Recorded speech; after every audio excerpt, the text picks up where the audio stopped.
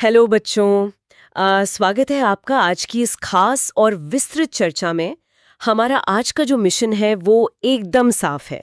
Class 10th science के board exams की आपकी तैयारी को आसान बनाना। हाँ, और आसान के साथ साथ मज़ेदार भी बनाना। बिल्कुल, मज़ेदार बनाना और आपके सारे कॉन्सेप्ट्स को एकदम शीशे की तरह क्लियर करना। आज हम आपके साइंस के सबसे पहले चैप्टर यानी केमिकल रिएक्शंस एंड इक्वेशंस की गहराई में उतरने वाले हैं। या रासायनिक अभिक्रियाएं और समीकरण। सही कहा। हमारे पास आपकी किताबों की नोट्स, सारे ज़रूरी सोर्सेज और एग्जाम के पॉइंट ऑफ व्यू से जो सबसे इंपॉर्टेंट टॉपिक्स है ना, उनकी पूरी लिस्ट है। तो स्टूडेंट्स, आप सभी से बस इतनी गुजारिश है कि इस चर्चा को बिल्कुल ध्यान से सुनें। हाँ, और अपने बनाए हुए नोट्स को भी समय समय पर ज़रूर रिवाइज करते रहें, तभी बोर्ड एग्जाम में आपके पूरे मार्क्स आएंगे। तो चलिए बिना किसी देरी के शुरू करते हैं। ज़रा सोचिए। हाँ, गर्मियों के दिनों में जब हम दूध को गलती से फ्रिज के बाहर छोड़ देते हैं तो क्या होता है? दूध फट जाता है, उसका स्वाद खट्टा हो जाता है। बिल्कुल। या फिर बारिश के मौसम में लोहे की किसी कील को बाहर नमी वाली हवा में रखते तो उस पर भूरे रंग की परत आ जाती है। हमारा खाना कैसे पकता है? या जो पिज़्ज़ा या रोटी हम खाते हैं, वो हमारे पेट में जाकर पचता कैसे है? हाँ, ये सारे सवाल आते हैं मन में। ये जो सारे उदाहरण आपने दिए हैं ना, ये असल में विज्ञान को हमारी रोजमर्रा की जिंदगी से जोड़ते हैं। हम अक्सर सोचते हैं कि साइंस सिर्फ लेबोरेटरी में सफेद कोट पहन के होती है। हाँ, अक्सर बच्चों को यही लगता है। लेकिन ऐसा नहीं है। दूध का फटना, लोहे पर जंग लगना या खाने का पचना, इन सभी स्थितियों में एक समानता है। जो हमारा शुरुआती पदार्थ था, यानी जो ओरिजिनल सब्सटेंस था, उसकी पहचान और उसका रूप पूरी तरह से बदल जाता है। मतलब कुछ नया बन जाता है। बिल्कुल।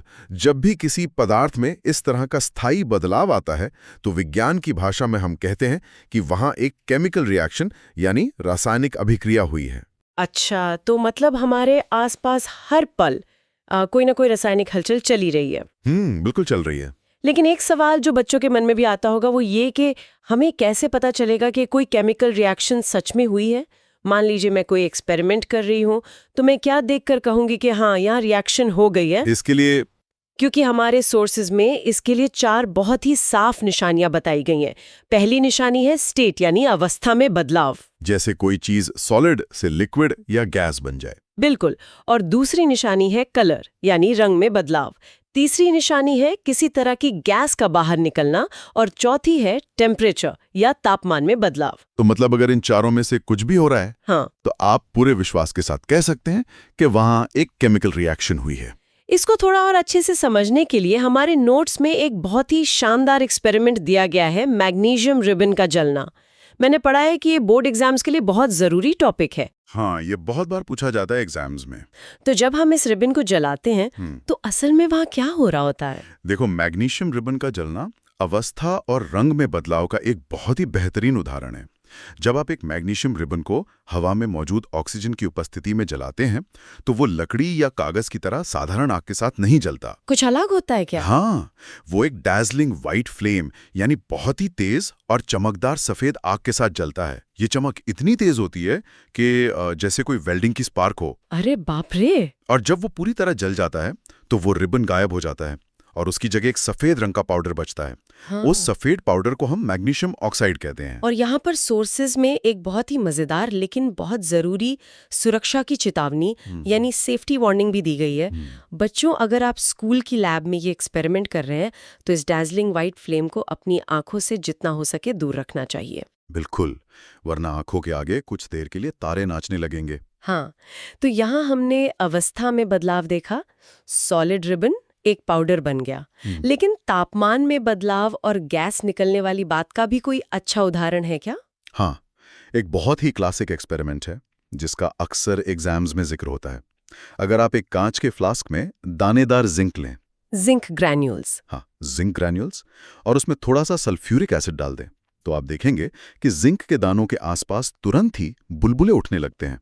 वो बुलबुले असल में गैस के होते हैं ना? एकदम सही, वो हाइड्रोजन गैस के बुलबुले होते हैं। तो यहां हमें गैस का निकलना साफ दिखाई दे रहा है। लेकिन सबसे दिलचस्प बात तब होती है जब आप उस फ्लास्क को बाहर से अपने हाथ से छूते हैं। वो गर्म हो जाता होगा? बिल्कुल, फ्लास्क आपको काफी गर्म महसूस होगा। इसका मतलब है कि इस रिएक्शन में तापमान भी बढ़ गया है। तो इन निशानियों से हम किसी भी रिएक्शन को बड़ी आसानी से पहचान सकते हैं। ये तो हो गई रिएक्शंस को पहचानने की बात, लेकिन अब एक प्रैक्टिकल समस्या आती है। अगर मुझे इस पूरी घटना को कागज पर किसी को लिखकर समझाना हो, तो क्या मुझे पूरी कहानी लिखनी पड़ेगी? मतलब कैसे? जैसे जब दानेदार जिंक को सल्फ्यूरिक एसिड में डाला जाता है तो जिंक सल्फेट बनता है और हाइड्रोजन गैस निकलती है। ये तो बहुत ही लंबा और उबाऊ हो जाएगा ना? विज्ञान हमेशा चीजों को आसान और सटीक बनाने की कोशिश करता है, इसीलिए इतने लंबे वाक्यों से बचने के लिए हम वर्ड इक्वेशंस या शब्द समीकरण का इस्तेमाल करते हैं। अच्छा, शब्दों में लिखते हैं। हाँ, हम बस इतना लिखते हैं, जिंक प्लस सल्फ्यूरिक एसिड, फिर बीच में एक तीर लगाते हैं और तीर के दूसरी तरफ लिखते हैं जिंक सल्फेट प्लस हाइड्रोजन। जो तीर के बाएं तरफ है और जो दाएं तरफ है। हाँ, जो चीजें रिएक्शन में हिस्सा ले रही हैं उन्हें हम रिएक्टेंट्स या अभिकारक करते हैं, और जो नई चीजें बनकर तैयार हो रही हैं तीर के दाईं तरफ, उन्हें प्रोडक्ट्स या उत्पाद कहते हैं। लेकिन शब्द भी जगह घेरते हैं, तो क्या हम इसे और भी छोटा कर सकते हैं? जैसे जिंक लिखने की जगह हम सिर्फ उसका केमिकल सिंबल Zn लिख दें। बिल्कुल, और यही वो जगह है जहां असली केमिकल इक्वेशंस पिक्चर में आती हैं। शब्दों की जगह हम तत्वों के रासायनिक सूत्रों का इस्तेमाल करते हैं। जैसे मैग्नीशियम वाले उदाहरण में हम लिखते हैं Mg प्लस O2 माइनस, हाँ, फिर वो तीर का निशान। हाँ, तीर का निशान, और फिर MgO। इसे हम स्केलेटल इक्वेशन या कंकाली समीकरण कहते हैं, क्योंकि ये बस एक बुनियादी ढांचा है। रुकिए, मुझे इसे समझने दीजिए। बाईं तरफ ऑक्सीजन यानी O2 के पास 2 एटम है, लेकिन दाईं तरफ मैग्नीशियम ऑक्साइड में ऑक्सीजन का सिर्फ एक ही एटम दिख रहा है। तो वो दूसरा ऑक्सीजन का एटम कहाँ गया? क्या वो हवा में गायब हो गया? और यही विज्ञान का सबसे बड़ा उसूल है, कुछ भी ऐसे ही गायब नहीं हो सकता। अगर हम इसे एक बड़े परिदृश्य में देखें तो आपको क्लास 9th में पढ़ा हुआ law of conservation of mass याद आएगा। द्रव्यमान संरक्षण का नियम। हाँ, इस नियम का सीधा सा मतलब यह है कि किसी भी रासायनिक अभिक्रिया में द्रव्यमान या मास को न तो पैदा किया जा सकता है और न ही नष्ट किया जा सकता है। ब्रह्मांड एक बहुत ही सख्त अकाउंटेंट की तरह है, पूरा हिसाब बराबर होना चाहिए। अच्छा, मतलब रिएक्शन से पहले जितने परमाणु थे, रिएक्शन के बाद भी उतने ही परमाणु होने चाहिए। कोई भी परमाणु न तो नया बन सकता है, न ही मिट सकता है। एकदम सही। इसी वजह से हमें समीकरणों को बैलेंस या संतुलित करना पड़ता है। बाईं तरफ और दाईं तरफ दोनों ओर हर एक तत्व के परमाणुओं की संख्या बिल्कुल बराबर होनी चाहिए। अगर वो बराबर नहीं है तो हमें उसे बैलेंस करना ही होगा। इसे समझने के लिए मैं एक उदाहरण देती हूँ। मान लीजिए आप लेगो ब्लॉक से खिलौना बना रहे हैं। अगर आपने खिलौना बनाने से पहले 5 लाल और 4 नीले लेगो ब्लॉक्स लिए थे, तो खिलौना बनने के बाद भी आपके उस खिलौने में 5 लाल और 4 नीले ब्लॉक्स ही होने चाहिए। बिल्कुल। आप ब्लॉक्स को जोड़कर उनका रूप बदल सकते हैं, लेकिन कोई भी ब्लॉक अचानक से गायब नहीं हो सकता। ये बहुत ही सटीक उदाहरण है। अब इसे बैलेंस कैसे करना है ये सीखते हैं। बोर्ड एग्जाम्स में बैलेंसिंग के सवाल हमेशा आते हैं। सोर्सेस में बैलेंस करने के एक तरीके को हिट एंड ट्रायल मेथड कहा गया है। हिट एंड ट्रायल मतलब कोशिश करो और देखो। हाँ, मान लीजिए हमारे पास एक रिएक्शन है Fe प्लस H2O, जिससे बनता है Fe3O4 प्लस H2। मतलब लोहा और पानी मिलकर मैग्नेटिक आयरन ऑक्साइड और हाइड्रोजन गैस बना रहे हैं। ये तो दिखने में ही काफी अनबैलेंस्ड लग रहा है। दाईं तरफ आयरन के 3 एटम है, लेकिन बाईं तरफ तो सिर्फ एक ही है। तो इसे बैलेंस करने की शुरुआत कहाँ से करें? क्या कोई शॉर्टकट या ट्रिक है? ट्रिक ये है कि शुरुआत हमेशा उस कंपाउंड से करें जिसमें सबसे ज्यादा आइटम्स हों, चाहे वो रिएक्टेंट हो या प्रोडक्ट। इस रिएक्शन में सबसे भारी भरकम कंपाउंड दाईं तरफ का Fe3O4 है। इसमें ऑक्सीजन के 4 एटम हैं। तो मतलब हमें बाईं तरफ भी ऑक्सीजन के 4 एटम चाहिए, तो हम पानी यानी H2O के आगे 4 लगा देते हैं। बिल्कुल, लेकिन जैसे ही आप बाईं तरफ 4H2O लिखते हैं तो ऑक्सीजन तो 4 हो गए, लेकिन हाइड्रोजन के एटम्स गड़बड़ा गए। अब 4 गुणा 2 यानी हाइड्रोजन के 8 एटम हो गए। ओह, तो अब दाईं तरफ के हाइड्रोजन को 8 बनाने के लिए हमें उसके आगे भी 4 लगाना पड़ेगा, तो वो 4H2 हो जाएगा। सही पकड़ा। अब सिर्फ आयरन बचा है। दाईं तरफ Fe3O4 में आयरन के 3 एटम हैं, तो बस बाईं तरफ Fe के आगे 3 लगा दीजिए। तो हमारी फाइनल बैलेंस्ड इक्वेशन बन गई 3Fe प्लस 4H2O और फिर तीर का निशान और Fe3O4 प्लस 4H2O। एकदम सही। हमने अलग अलग नंबर्स लगाकर बार बार कोशिश की, इसीलिए इसे हिट एंड ट्रायल मेथड कहते हैं। ये तो किसी पजल या सुडोकू को सॉल्व करने जैसा है, मजा आ गया। लेकिन मैंने नोट्स में देखा है कि कई बार इक्वेशंस के साथ छोटे छोटे ब्रैकेट में S, L, G लिखा होता है। ये क्या कहानी है? ये समीकरण को और भी ज्यादा जानकारी से भरा बनाने का तरीका है। ये अक्षर तत्वों की फिजिकल स्टेट्स या भौतिक अवस्थाओं को दर्शाते हैं। एस का मतलब सॉलिड, एल का मतलब लिक्विड और जी का मतलब गैस है।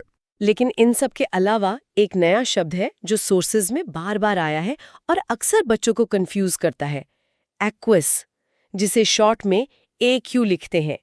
ये एक्वस क्या होता है? एक्वस का बहुत ही आसान सा मतलब है जलीय घोल। जब भी कोई भी केमिकल पदार्थ पानी में घुला हुआ होता है तो उसकी अवस्था को दर्शाने के लिए हम AQ का इस्तेमाल करते हैं। तो अगर एग्जाम में किसी इक्वेशन के आगे AQ लिखा हो तो घबराना नहीं है, बस समझ लीजिए कि उस चीज का पानी में घोल बनाया गया है। चलिए, तो अब हम केमिकल्स की भाषा को लिखना और बैलेंस करना सीख गए हैं। अब सवाल ये उठता है कि क्या सारी रिएक्शंस एक जैसी ही होती हैं या इनके भी अलग अलग प्रकार होते हैं? रासायनिक अभिक्रियाएं कई प्रकार की होती हैं और इनके काम करने का तरीका भी अलग अलग होता है। चलिए सबसे पहले बात करते हैं कॉम्बिनेशन रिएक्शन यानी संयोजन अभिक्रिया की। संयोजन का मतलब तो जुड़ना होता है, तो क्या इसमें चीजें आपस में जुड़ती हैं? बिल्कुल। जब दो या दो से ज्यादा रिएक्टेंट्स आपस में जुड़कर सिर्फ एक अकेला नया प्रोडक्ट बनाते हैं तो उसे संयोजन अभिक्रिया कहते हैं। नोट्स में इसका एक बहुत ही दिलचस्प उदाहरण दिया है जो हमारी रोजमर्रा की जिंदगी से जुड़ा है, सफेदी का विज्ञान। हाँ, व्हाइट वॉशिंग। जब हम बाजार से चूना लाते हैं, जिसे विज्ञान की भाषा में क्विक लाइम या कैल्शियम ऑक्साइड कहते हैं, जब उस चूने में पानी मिलाया जाता है तो वो बहुत तेजी से रिएक्ट करता है। हाँ, और उस तेज रिएक्शन के नतीजे में एक नया पदार्थ बनता है जिसे स्लेग्ड लाइम या कैल्शियम हाइड्रोक्साइड कहते हैं। और सबसे खास बात, इस प्रक्रिया में बहुत सारी गर्मी बाहर निकलती है। हीट रिलीज होती है। हाँ, जिस बर्तन में आप चूना और पानी मिला रहे होंगे वो बाहर से बहुत गर्म हो जाएगा। और क्योंकि इस रिएक्शन में गर्मी या ऊर्जा बाहर निकल रही है, इसलिए इसे एक्सोथर्मिक रिएक्शन या ऊष्माक्षेपी अभिक्रिया कहते हैं। सही कहा ना मैंने? बिल्कुल सही। लेकिन बच्चों, कमाल की बात तो अब आती है। ये स्लेक्ट लाइम जो हमने बनाया, इसका इस्तेमाल हम दीवारों पर पुताई करने के लिए करते हैं। और यहीं पर बोर्ड एग्जाम का एक बहुत ही शानदार घुमावदार सवाल बनता है। हाँ, एप्लीकेशन बेस्ड क्वेश्चन। जब आप इस स्लेग्ड लाइम को दीवार पर लगा देते हैं तो यह हवा में मौजूद कार्बन डाइऑक्साइड गैस के साथ बहुत धीरे धीरे रिएक्ट करता है। इस रिएक्शन को पूरा होने में 2-3 दिन लग जाते हैं और उसके बाद दीवार पर एक पतली और चमकदार परत बन जाती है। और आपको पता है वो चमकदार परत किस चीज की होती है? वो होती है कैल्शियम कार्बोनेट की। और सबसे मजेदार तथ्य ये है कि संगमरमर यानी मार्बल का केमिकल फॉर्मूला भी CaCO3 ही होता है। जी हाँ। मतलब आपने दीवार पर चूना पोता और कुछ दिनों बाद वो केमिकली मार्बल की एक पतली परत में बदल गया। है ना कमाल की बात? ये सच में विज्ञान का एक खूबसूरत पहलू है। और बात अगर एक्सोथर्मिक रिएक्शंस की चली रही है तो इसके 2 और बड़े उदाहरण हैं जो हमें हमेशा याद रखने चाहिए।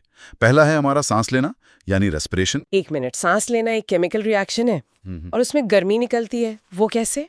देखिए, हम जो खाना खाते हैं जैसे चावल या आलू, वो हमारे शरीर में पचकर ग्लूकोज में बदल जाता है। जब हम सांस लेते हैं तो हवा से मिलने वाली ऑक्सीजन हमारे शरीर की कोशिकाओं में मौजूद उस ग्लूकोज के साथ रिएक्ट करती है। अच्छा। इस रिएक्शन से हमारे शरीर को ऊर्जा मिलती है जिससे हम चल फिर सकते हैं और काम कर सकते हैं। क्योंकि इस प्रक्रिया में ऊर्जा पैदा हो रही है, इसलिए श्वसन एक एक्सोथर्मिक रिएक्शन है। वाह, मतलब हमारे अंदर लगातार एक ऊर्जा पैदा करने वाला पावर प्लांट चल रहा है। जी। और दूसरा उदाहरण क्या है? दूसरा उदाहरण खेतों या बगीचों से जुड़ा है। सड़े गले पत्तों और सब्जियों के छिलकों से कंपोस्ट यानी खाद का बनना, वो प्रक्रिया भी असल में एक एक्सोथर्मिक अभिक्रिया ही है। ठीक है, तो कॉम्बिनेशन रिएक्शन में हमने देखा कि चीजें जुड़ रही हैं। अब इसका उल्टा भी तो कुछ होता होगा, जहाँ चीजें टूटती हों। बिल्कुल, उसे कहते हैं डिकम्पोजिशन रिएक्शन या वियोजन अभिक्रिया। इसमें एक अकेला रिएक्टेंट टूटकर 2 या उससे ज्यादा छोटे प्रोडक्ट्स में बन जाता है। अब जाहिर सी बात है, किसी चीज को तोड़ने के लिए तो हमें ताकत लगानी पड़ेगी, कोई ऊर्जा देनी पड़ेगी। सही कहा। ये ऊर्जा या तो गर्मी के रूप में दी जा सकती है या रोशनी के रूप में या फिर बिजली के रूप में। क्योंकि इन रिएक्शंस को करवाने के लिए हमें अपनी तरफ से ऊर्जा देनी पड़ती है, इसलिए इन्हें एंडोथर्मिक रिएक्शन या ऊष्माशोषी अभिक्रिया कहते हैं। ये एक्सोथर्मिक के बिल्कुल विपरीत है। एग्जाम के लिए इस वियोजन अभिक्रिया के कौन-कौन से उदाहरण सबसे ज्यादा जरूरी हैं? 2 उदाहरण ऐसे हैं जो लगभग हर साल किसी न किसी रूप में बोर्ड एग्जाम्स में पूछे ही जाते हैं। पहला है फेरस सल्फेट के क्रिस्टल्स को गर्म करना। जब आप टेस्ट ट्यूब में हल्के हरे रंग के फेरस सल्फेट को गर्म करते हैं तो उसका रंग पूरी तरह बदल जाता है। फेरस सल्फेट टूटकर फेरिक ऑक्साइड बनाता है। और मैंने पढ़ा है कि इसमें से जलते हुए सल्फर जैसी एक बहुत ही खास बदबू भी आती है। हाँ, वो बदबू सल्फर डाइऑक्साइड और सल्फर ट्राइऑक्साइड गैसों के निकलने की वजह से होती है। दूसरा बहुत ही जरूरी उदाहरण है लेड नाइट्रेट को गर्म करना। बच्चों, यहाँ मैं आपको एक चीट कोड दे रही हूँ। अगर आपको एग्जाम के किसी भी सवाल में ब्राउन फ्यूम्स यानी भूरे रंग के धुएं का जिक्र मिले तो तुरंत समझ जाना कि यहाँ नाइट्रोजन डाइऑक्साइड गैस की बात हो रही है जो लेड नाइट्रेट के टूटने से निकलती है। बहुत अच्छी ट्रिक है ये। इसके अलावा एक और मजेदार वियोजन अभिक्रिया है जो गर्मी से नहीं बल्कि सूरज की रोशनी से होती है। अगर आप सिल्वर क्लोराइड नाम के एक सफेद पाउडर को एक कटोरी में रखकर थोड़ी देर धूप में छोड़ दें तो उसका रंग सफेद से बदलकर ग्रे हो जाता है। ऐसा क्यों? धूप ने ऐसा क्या जादू कर दिया? धूप की ऊर्जा से सिल्वर क्लोराइड टूट जाता है। वो टूटकर सिल्वर धातु जो ग्रे रंग की होती है और क्लोरीन गैस में बदल जाता है। आपको जानकर हैरानी होगी कि पुराने जमाने की ब्लैक एंड व्हाइट फोटोग्राफी में सिल्वर क्लोराइड और सिल्वर ब्रोमाइड के इसी खास गुण का इस्तेमाल किया जाता था। अच्छा, क्या बात है। साइंस का इतिहास भी कितना मजेदार है। चलिए अब हम आगे बढ़ते हैं तीसरे प्रकार की रिएक्शन पर, डिस्प्लेसमेंट रिएक्शन यानी विस्थापन अभिक्रिया। इसको मैं एक बहुत ही मजेदार तरीके से समझाना चाहती हूँ। बताइए। मान लीजिए दो लोग कुर्सी पर बैठे हैं और एक तीसरा बहुत ही ताकतवर इंसान आता है। वो ताकतवर इंसान कमजोर वाले को धक्का देकर उसकी कुर्सी से हटा देता है और खुद उसकी जगह बैठ जाता है। विस्थापन अभिक्रिया भी कुछ ऐसी ही है। ये बहुत ही सटीक तुलना है। केमिकल दुनिया में इस ताकत को हम रिएक्टिविटी कहते हैं। जो तत्व ज्यादा रिएक्टिव होता है वो कम रिएक्टिव तत्व को उसके कंपाउंड में से बाहर निकाल फेंकता है, यानी डिस्प्लेस कर देता है। सोर्सेज में लोहे की कील और कॉपर सल्फेट का बहुत ही मशहूर उदाहरण दिया गया है। हाँ, अगर हम एक लोहे की कील को कॉपर सल्फेट के नीले रंग के घोल में डालकर छोड़ दें तो कुछ देर बाद वो नीला रंग फीका पड़कर हल्का हरा सा हो जाता है और उस लोहे की कील के ऊपर एक भूरे रंग की परत चढ़ जाती है। तो यहाँ आयरन ने कॉपर के साथ क्या किया? यहाँ आयरन ने वही ताकतवर इंसान वाला काम किया। आयरन कॉपर के मुकाबले ज्यादा रिएक्टिव है, तो उसने कॉपर सल्फेट के घोल में से कॉपर को धक्का देकर बाहर कर दिया और खुद सल्फेट के साथ जुड़कर आयरन सल्फेट बना लिया, जिससे घोल का रंग हल्का हरा हो गया। बिल्कुल।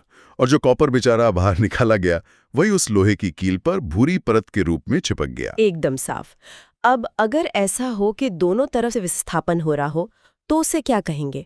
मतलब दोनों ने अपनी अपनी कुर्सियां बदल ली। उसे कहते हैं डबल डिस्प्लेसमेंट रिएक्शन या द्विक विस्थापन अभिक्रिया। यहाँ पर दो अलग अलग कंपाउंड्स अपने आयंस की आपस में अदला बदली कर लेते हैं।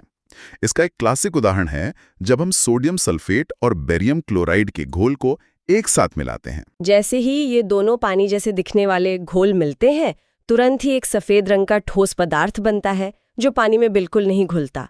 वो बस टेस्ट ट्यूब के नीचे जाके बैठ जाता है। और यहाँ हमारा वो दूसरा अंग्रेजी का शब्द आता है जिसे बच्चों को जरूर याद रखना चाहिए, प्रेसिपिटेट या अवक्षेप। ऐसा कोई भी ठोस पदार्थ जो किसी रिएक्शन के दौरान बनता है और पानी में अघुलनशील होता है उसे प्रेसिपिटेट कहते हैं, जो नीचे बैठ जाता है। हाँ, सोडियम सल्फेट और बेरियम क्लोराइड की रिएक्शन में बेरियम सल्फेट का सफेद प्रेसिपिटेट बनता है और जिस भी रिएक्शन में प्रेसिपिटेट बनता है उसे प्रेसिपिटेशन रिएक्शन भी कहा जाता है। चलिए, तो हमने चारों तरह के रिएक्शंस को गहराई से समझ लिया। अब यहाँ से हम बढ़ते हैं इस चैप्टर के सबसे आखिरी लेकिन सबसे कंफ्यूज करने वाले टॉपिक की तरफ, ऑक्सीडेशन एंड रिडक्शन यानी उपचयन और अपचयन। हाँ, इसमें बच्चे बहुत अटकते हैं। बच्चों को अक्सर याद रखने में दिक्कत होती है कि किसमें ऑक्सीजन आ रही है और किसमें जा रही है। तो चलिए इसे बहुत ही आसान भाषा में डिकोड करते हैं। इसे याद रखने का सबसे सरल नियम ये है, अगर किसी रिएक्शन में किसी पदार्थ में ऑक्सीजन जुड़ रही है या फिर उसमें से हाइड्रोजन कम हो रही है तो हम कहेंगे कि उस पदार्थ का ऑक्सीडेशन हो गया। ठीक है। इसके बिल्कुल विपरीत, अगर किसी पदार्थ से ऑक्सीजन हट रही है या फिर उसमें हाइड्रोजन जुड़ रही है तो हम उसे रिडक्शन कहेंगे। अच्छा, तो ऑक्सीजन का आना मतलब ऑक्सीडेशन और ऑक्सीजन का जाना मतलब रिडक्शन। बिल्कुल। इसको एक उदाहरण से समझते हैं। अगर हम कॉपर के भूरे पाउडर को एक कटोरी में रखकर नीचे से आग जलाकर गर्म करें तो थोड़ी देर में उस भूरे कॉपर पर एक काले रंग की परत चढ़ जाती है। ये काला पदार्थ क्या है? वो काला पदार्थ कॉपर ऑक्साइड है, क्योंकि जब आपने कॉपर को गर्म किया तो हवा की ऑक्सीजन कॉपर के साथ जुड़ गई तो यहाँ कॉपर में ऑक्सीजन जुड़ रही है, मतलब कॉपर का ऑक्सीडेशन हो गया। लेकिन विज्ञान में चीजें इतनी सीधी कहाँ होती हैं? असली मजा तो तब आता है जब ये ऑक्सीडेशन और रिडक्शन किसी एक ही रिएक्शन में एक साथ हो रहे हों। बिल्कुल। जब एक ही रासायनिक अभिक्रिया में एक पदार्थ का ऑक्सीडेशन हो रहा हो और उसी समय दूसरे पदार्थ का रिडक्शन हो रहा हो, तो ऐसी अभिक्रियाओं को हम रेडॉक्स रिएक्शन कहते हैं। रेड रिडक्शन से और ऑक्स ऑक्सीडेशन से। इसका कोई उदाहरण है? हाँ, उसी गरम काले कॉपर ऑक्साइड को लेते हैं। अगर हम इस काले कॉपर ऑक्साइड के ऊपर से हाइड्रोजन गैस पास करें तो वो काली परत वापस से भूरी हो जाती है। अरे ऐसा क्यों? क्योंकि हाइड्रोजन गैस उस कॉपर ऑक्साइड में से ऑक्सीजन को छीन लेती है।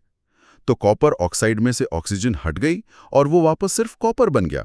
मतलब ऑक्सीजन का हटना रिडक्शन हुआ। हाँ। वहीं दूसरी तरफ हाइड्रोजन ने उस छीनी हुई ऑक्सीजन को अपने साथ जोड़ लिया और वो पानी बन गया। मतलब ऑक्सीजन का जुड़ना ऑक्सीडेशन हुआ। हाँ। तो यहाँ रिडक्शन और ऑक्सीडेशन दोनों एक साथ हुए, इसलिए ये एक बेहतरीन रिडॉक्स रिएक्शन है। ये तो सच में गजब है। लेकिन बच्चों के मन में एक सवाल आ सकता है कि ये ऑक्सीडेशन क्या सिर्फ लेबोरेटरी या किताबों तक ही सीमित है, या इसका हमारी रोजमर्रा की जिंदगी पर भी कोई असर पड़ता है? बहुत असर पड़ता है। सच बताऊं तो इसका बहुत बड़ा और सीधा असर पड़ता है। क्या आपने कभी ध्यान दिया है कि जब आप कोई नई लोहे की चीज लाते हैं तो कितनी चमकदार होती है, लेकिन कुछ समय बाद उस पे लाल भूरे रंग की एक पपड़ी जैसी परत जम जाती है? इसे ही हम आम भाषा में लोहे पर जंग लगना या रस्टिंग कहते हैं। इसके अलावा चांदी की पायल या बर्तन का रखे रखे काला पड़ जाना या तांबे के बर्तनों पर हरे रंग की परत का आ जाना, ये सब असल में धातुओं के ऑक्सीडेशन का ही नतीजा है, जिसे विज्ञान की भाषा में करोजन या संक्षारण कहते हैं। और ये करोजन सिर्फ देखने में बुरा नहीं लगता, बल्कि ये इंसानी दुनिया के लिए एक बहुत बड़ी आर्थिक समस्या है। बिल्कुल। जब धातुएं हवा में मौजूद नमी, ऑक्सीजन और एसिड्स के लगातार संपर्क में आती हैं, तो वो धीरे धीरे कमजोर होकर अंदर ही अंदर खोखली होने लगती हैं। हाँ, नुकसान होता है। ऐसी करोजन के कारण हर साल दुनिया भर में कारों की बॉडी, बड़े बड़े लोहे के पुल, पानी के जहाजों और लोहे से बनी अनगिनत चीजों का भारी नुकसान होता है। पुल गिर जाते हैं, मशीनें खराब हो जाती हैं। इन्हें बदलने और सुरक्षित रखने के लिए हर साल करोड़ों अरबों रुपए खर्च किए जाते हैं, जैसे उन पर पेंट करना या ग्रीस लगाना। तो ऑक्सीडेशन ने लोहे को तो खराब कर दिया, और मजे की बात यह है कि ऑक्सीडेशन हमारे खाने पीने की चीजों को भी नहीं छोड़ता। बिल्कुल नहीं छोड़ता। कभी ऐसा हुआ है कि आपने कोई तेल या फैट वाली चीज, जैसे कोई तली हुई नमकीन, पकौड़े या कोई पुराना स्नैक, बहुत दिनों के लिए बाहर छोड़ दिया हो, और जब कुछ दिनों बाद उसे खाया या सूंघा तो उसकी महक एकदम अजीब सी, साबुन जैसी या बहुत खराब हो गई हो? इस प्रक्रिया को रैंसिडिटी या विकृत गंधिता कहते हैं। जब तेल और फैट वाले खाने को हवा में खुला छोड़ दिया जाता है तो हवा की ऑक्सीजन उस तेल के साथ रिएक्ट करके उसे ऑक्सीडाइज कर देती है। खाने का ऑक्सीडेशन हो जाता है, जिससे वो रैंसिड हो जाता है और उसका स्वाद बदल जाता है। लेकिन इंसान भी कम थोड़े ही है। इस रैंसिडिटी से खाने को बचाने के लिए हमने कुछ उपाय भी खोज लिए हैं। खाने की चीजों में एंटीऑक्सीडेंट्स मिलाए जाते हैं। ये वो केमिकल्स होते हैं जो ऑक्सीडेशन की प्रक्रिया को रोकते हैं या बहुत धीमा कर देते हैं। हाँ। इसके अलावा अपनी मम्मी को देखा होगा कि वो नमकीन और बिस्कुट को हमेशा एयरटाइट डब्बों में बंद करके रखती हैं। हवा नहीं जाएगी तो ऑक्सीडेशन नहीं होगा। और इसका एक बहुत ही शानदार और रिलेट करने वाला उदाहरण हमारे घरों के आसपास की दुकानों में ही टंगा रहता है। क्या? चिप्स के पैकेट्स। बच्चों कभी सोचा है कि बाजार से जब आप चिप्स का पैकेट खरीदते हैं तो वो इतना बड़ा और फूला हुआ क्यों होता है? हमें लगता है कि कंपनियों में बेवकूफ बना रही है, उसमें चिप्स कम और हवा ज्यादा होती है। हाँ, सबको ये लगता है। पर क्या आपको पता है कि वो हवा कोई आम हवा नहीं होती? बिल्कुल। चिप्स बनाने वाली कंपनियां बहुत चालाक हैं। वो जानबूझकर चिप्स के पैकेट में से आम हवा को बाहर निकाल देती हैं, क्योंकि आम हवा में ऑक्सीजन होती है जो चिप्स के तेल को खराब कर देगी। तो फिर क्या भरते हैं? ऑक्सीजन की जगह वो पैकेट में नाइट्रोजन गैस भर देती हैं। नाइट्रोजन गैस बहुत ही कम रिएक्टिव होती है और वो चिप्स को अंदर ही अंदर ऑक्सीडाइज होने से बचाती है। अगर वो ऐसा ना करें तो पैकेट खुलने पर आपको ताजे कुरकुरे चिप्स की जगह सीले हुए और बदबूदार चिप्स मिलेंगे। तो देखा स्टूडेंट्स, साइंस कोई ऐसी चीज नहीं है जो सिर्फ आपकी किताबों के पन्नों में बंद है। हमारी हर एक सांस से लेकर दीवारों की सफेदी, हमारी पुरानी फोटो, पुलों पर लगा जंग और यहाँ तक कि हमारे चिप्स के पैकेट की हवा तक, हर जगह ये केमिकल रिएक्शंस एंड इक्वेशंस अपना काम कर रहे हैं। बिल्कुल सही कहा आपने। मुझे पूरी उम्मीद है कि आज की इस चर्चा ने इस पूरे चैप्टर को आपके लिए एक दिलचस्प कहानी में बदल दिया होगा और आपके सारे कॉन्सेप्ट्स क्लियर हो गए होंगे। बस अब आपको अपने हाथों से बनाए हुए नोट्स को उठाना है और इस चर्चा को याद करते हुए उन्हें रिवाइज करना है। बोर्ड एग्जाम्स के लिए आप सभी को बहुत बहुत शुभकामनाएं। घबराएं बिल्कुल नहीं, आप बहुत अच्छा करेंगे। मेरी तरफ से भी आप सभी को बहुत बहुत शुभकामनाएं। एक छोटी सी सलाह है, साइंस को कभी रटने की कोशिश मत कीजिए। अगर आप चीज़ों के पीछे छुपे क्यों और कैसे को समझकर पढ़ेंगे, जैसा आज हमने कोशिश की, तो बोर्ड एग्जाम्स ही नहीं बल्कि आगे की जिंदगी में भी ये ज्ञान आपके बहुत काम आएगा। तो आज के इस डीप डाइव का अंत करते हुए मैं आपको एक बहुत ही अनोखे विचार के साथ छोड़कर जाना चाहती हूँ। अभी चर्चा के बीच में हमने बात की थी कि हमारा शरीर ग्लूकोज को ऑक्सीजन के साथ रिएक्ट करके ऊर्जा निकालता है, जिसे हम रेस्पिरेशन कहते हैं, जो कि एक एक्सोथर्मिक रिएक्शन है। हाँ, ये बिल्कुल वैसा ही है जैसे किसी भट्टी में कोयला जलकर ऊर्जा देता है। तो जरा इस बारे में सोचिए, क्या असल में हमारा शरीर भी एक चलता फिरता स्लो बर्निंग बायोलॉजिकल इंजन है जो बस बिना आग के धीरे धीरे जल रहा है? बहुत ही गहरा सवाल है ये। और अगर ऐसा है तो हमारे आसपास और ऐसी कौन कौन सी चीजें हैं जो शायद धीरे धीरे जल रही हैं और हमें पता भी नहीं? इस सवाल के जवाब के बारे में सोचिएगा जरूर। सीखते रहिए, मुस्कुराते रहिए और आगे बढ़ते रहिए। जल्द मिलेंगे अगली चर्चा में।